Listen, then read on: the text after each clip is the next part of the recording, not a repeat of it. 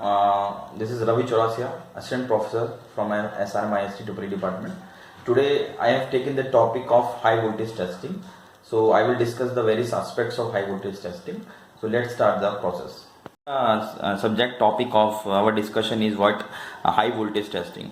So here I have divided my subsections according to the various requirements and various problems associated with high voltage testing. I will take one by one. So first of all, I have taken what the associate problem, what are the main problems associated with the high voltage testing.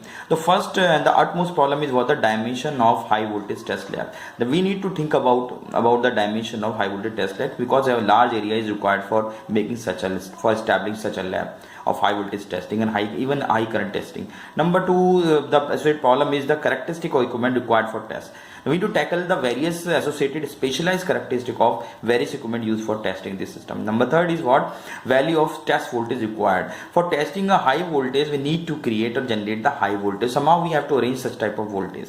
Fourth is what the size of the test equipment. When you talk about the high voltage test, you need to divide your test in various aspects. So that may be divided according to the voltage type.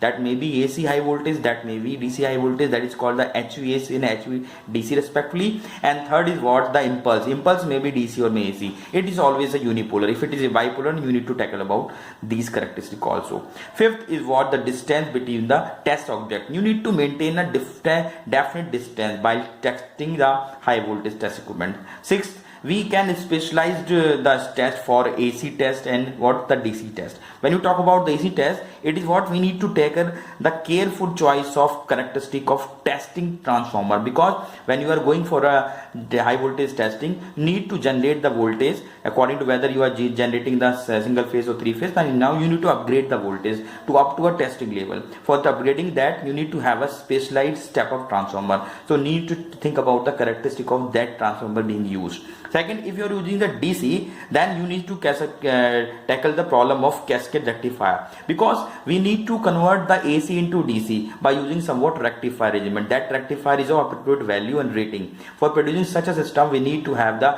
cascade combination of various rectifier. So we need to think about the cascade combination of various rectifier in this aspect.